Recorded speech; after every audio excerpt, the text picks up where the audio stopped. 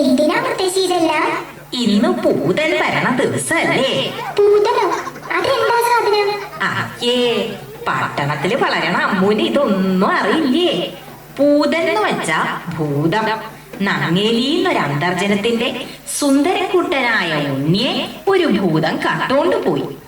അവസാനം ആ അമ്മയുടെ സ്നേഹത്തിന്റെ മുന്നിൽ തോറ്റുപോയ ഭൂതം തെറ്റു പറഞ്ഞ് കുട്ടിയെ തിരിച്ചു കൊടുത്ത കഥ കേട്ടിട്ടില്ലേ? ഇല്ല മുത്തശ്ശി, എനിക്ക് ആ കഥയൊന്ന് പറഞ്ഞു തരുമോ മുത്തശ്ശി? പിന്നെന്താ, പറഞ്ഞു തരാലോ. പൂതൻ വരാൻ ഇനി സമയമുണ്ട്. അതിനു മുൻപ് തന്നെ പറഞ്ഞു തരാം.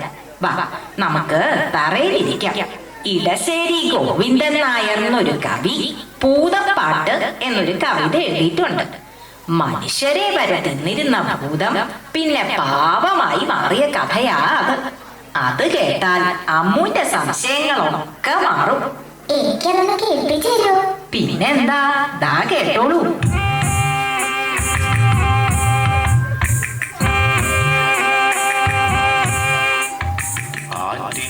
വക്കത്തെ മാളിക വീട്ടിലെന്നാറ്റുനൂറ്റിട്ടൊരുണ്ണി പിറന്നു. ഉണ്ണിക്കരയിലെ കിങ്ങിണി പൊന്നു കൊണ്ടുണ്ണിക്കു കാതിൽ കുടക്കടുക്കൻ.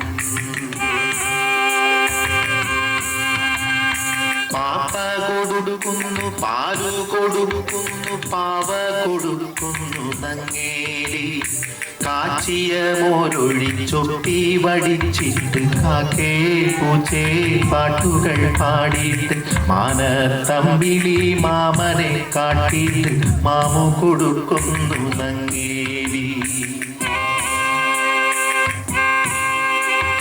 താഴെ വെച്ചാലും ഉറുമ്പരിച്ചാലും തലയിൽ വെച്ചാൽ തേനരിച്ചാലും തങ്കകുടത്തിനെ താലോലം പാടിയിട്ടു തങ്ക കടലിൽ പടു വിരിച്ചിട്ട് തണുതണെ പൂന്തുട തട്ടിയുറക്കിയിട്ടു ചാഞ്ഞുമയങ്ങുന്നു നങ്ങേലി.